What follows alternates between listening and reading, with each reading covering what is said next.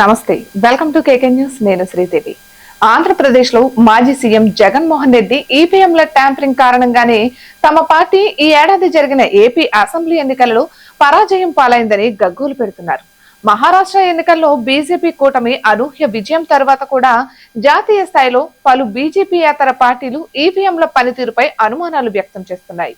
తాము విజయం సాధించిన సందర్భాల్లో ఈవీఎంలు బేష్ అంటూ, ఓటమి పాలైతే మాత్రం ఈవీఎంల ట్యాంపరింగ్ అంటూ ఆరోపణలు చేస్తున్న పార్టీలకు సుప్రీంకోర్టు తన తాజా తీర్పు ద్వారా చెక్ పెట్టింది.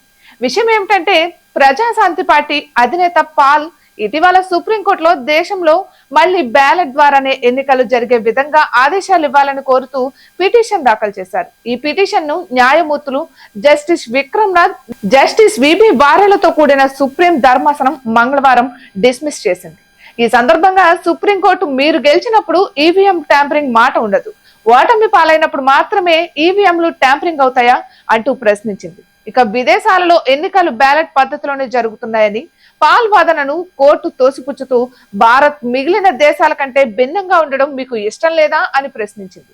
చివరిగా పాల్ పిటిషన్ ను డిస్మిస్ చేసింది. ఇటువంటి మరెన్నో వీడియోస్ కోసం కేకే న్యూస్ తెలుగు ఛానల్ ని సబ్స్క్రైబ్ చేసుకోండి.